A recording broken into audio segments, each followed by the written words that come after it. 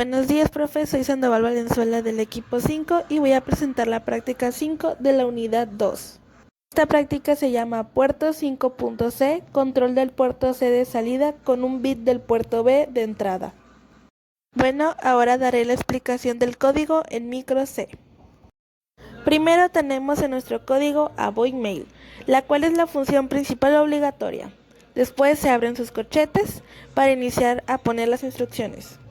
Después tenemos a Ansel, nuestra acción de asignación y un 0, lo cual significa que todos los pines de entrada y salida se van a configurar como digitales en su parte baja. Y la siguiente es Ansel Eche, una instrucción de asignación y un 0, que significa que todos los pines de entrada y salida van a configurarse como digitales en su parte alta. Luego tenemos a port B y port C. Este configura todos los pines del puerto C y del puerto B en ceros para evitar cargar datos de última ejecución. Ok, la siguiente es tris B y tris C. Tris configura el puerto B como entrada al tener una notación hexadecimal de FF, que significa 8 bits de 1, y al puerto C como salida al tener una notación hexadecimal de 2 ceros, que en binario significa 8 bits de ceros. Ahora tenemos a while. Esta nos da una instrucción de manera repetitiva e infinita gracias al 1 que está entre paréntesis a su lado. Y aquí tenemos a las siguientes instrucciones. Primero tenemos a la instrucción if, la cual significa sí, es decir, es una condición, y al ser una condición nos va a preguntar si cumple lo que hay dentro de los paréntesis. Ahora bien, en caso de que sí los cumpla, se ejecuta cierta instrucción y entre paréntesis está la condición. Entonces decimos que aquí tenemos el primero y la primera instrucción de condiciones entre paréntesis. En esa instrucción dice que si el bit RB0 está igual a 1, tenemos RB0 dos instrucciones de asignaciones, que juntos significan igual, y es 1. Si esto se cumple, lo que va a pasar es que se va a ejecutar esta siguiente instrucción, que dice que el puerto C va a encender todos sus LEDs porque así tiene una notación hexadecimal de 2F, y estos 2FF en binario significa 8 bits de unos. Ahora nos pasamos a la segunda instrucción de condición. Aquí tenemos a if y entre paréntesis tenemos a la pregunta. Si el bit de RB0 está abajo o en ceros, lo que va a pasar es que se van a obtener la mitad izquierda o los LEDs, es decir, el nivel alto. Y como podemos ver, aquí tenemos una instrucción hexadecimal, que si la convertimos a binario nos dan 4 bits en la parte izquierda, y este es el nivel alto, como estamos observando en la pantalla. Ok, esta es la forma en la que yo pude comprender de mejor manera. Primero vamos a explicar qué son los niveles alto y bajos, y aquí tenemos una tabla que creé para una mejor comprensión.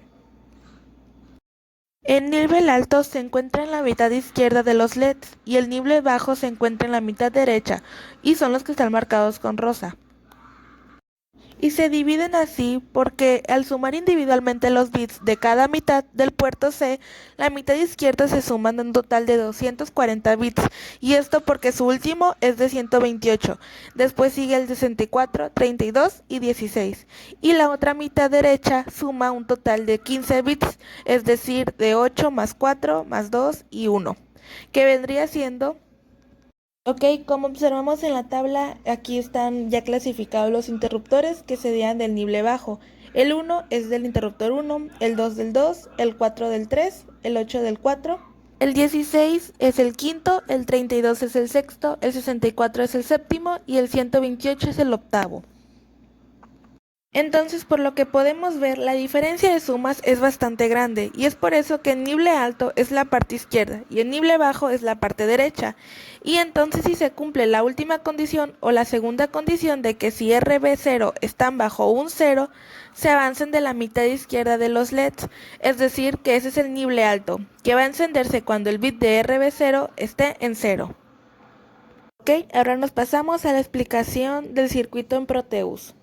Ok, aquí podemos observar nuestro circuito que en Proteus. Este va a ejecutar las instrucciones según el código de la programación. Así que vamos a explicar las dos partes, que sería el puerto B y el puerto C. Ok, aquí tenemos el puerto B. Este puerto se ha programado como una entrada digital o en específico este pin RB0 fue el que fue programado. Si ponemos atención en el interruptor número 1, o sea que este va a introducir datos que se van a reflejar en los LED. Y por otra parte, este es el puerto C, este puerto que fue programado como una salida. Y aquí en estos LED se van a reflejar todo el comportamiento de todos los datos que se metan por el pin RB0. Ahora demostraré el funcionamiento del código en Proteus. Antes que nada, vamos a programar nuestro PIC con nuestro código.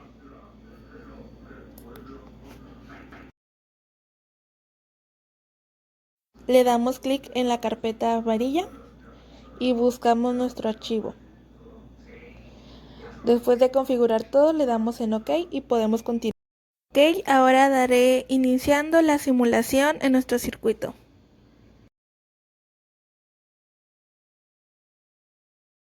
Bueno, aquí tenemos el puerto C, o de otra forma al pin 0, que es el interruptor número 1 sin ningún dato, por lo que está recibiendo un 0 lógico, y en el código, como ya habíamos quedado, en que cuando este pin recibirá un 0 lógico se encendería el nible alto. Ok, ¿y cómo comprobamos que lo que está encendido sí es un nible alto? Pues recordando la tablita que ya habíamos visto al principio. Ok, es esta tabla en donde podemos ver que es la parte izquierda con la mayor sumatoria de bits. Entonces decimos que en los LEDs el número 8 representa el 128 bits, el 7 al 64, el 6 al 32, el 5 al 16. Ahora bien, si nosotros presionamos cualquier interruptor que no sea el primero, no va a pasar nada, ya que ninguno de estos pines está puesto en el código, o sea que no está declarado. Entonces vamos a comprobarlo.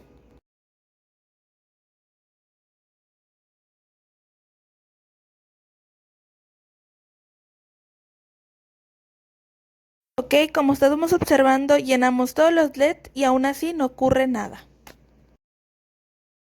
Ok, ahora, si acciono el primer interruptor, que es el correspondiente al pin 0 del puerto C, lo que pasará es que va a encenderse todos los LEDs. Ok, vamos a comprobar esto. Y aquí podemos ver que se está cumpliendo la primera instrucción con la primera condición de if. Ok, nuevamente debemos recordar que para que puedan hacer algo, antes que nada tienen que estar declarados. Así que si queremos que uno de estos haga algo, pues por ejemplo, vamos a escoger uno de los pines. Para que sea más sencillo de entenderlo, vamos a usar el RB7, que es el último. Ok, aquí tenemos a nuestro código. Aquí vamos a intercambiar el RB0 por el RB7. Y así, este que esté asignado con el pin RB7 es el que va a tener todo el control del puerto C. Ok, aquí podemos ver los LEDs del nible alto están encendidos porque el pin está dando un 0 lógico. Pero si queremos probar que el pin RB7 es quien tiene el control, vamos a encender el primer interruptor. Y al pulsarle no sucede nada. Y después seguimos a encender todos los interruptores. Y como estamos observando, ninguno de ellos está teniendo el control. Ahora bien, el pin RB7 es el número 9 de nuestro interruptor. Entonces, al nosotros darle un pulso al interruptor, debe encender todos los LED. Y vamos a comprobarlo. Entonces, aquí estamos viendo que el RB7 tiene el control total sobre los LED. Bueno, aquí el pin RB7 está cumpliendo la segunda instrucción if, que dice que si el pin RB7 está bajo un buen cero, se encenderá el nible alto, y ahí que está en ceros, y nible alto está encendido. Ahora bien, para que cumpla la primera instrucción condicional if, se debe poner el interruptor en 1 para que todos los LED del puerto C se enciendan. Como vemos, lo ponemos en 1 y todos se encienden. Bueno, ya aclarado esto y dejamos actuar el nible alto, ahora vamos a modificar el código para que cada vez que el pin reciba un 1 lógico, sea el nible bajo quien se encienda. Ok, aquí está nuestro código. Aquí volví a dejar al pin RB0 en su poder para que sea más fácil de explicar todo. Bueno, Si nosotros queremos que cuando el bit RB0 esté en 1 se encienda el nible bajo, lo que teníamos que hacer era modificar esta parte.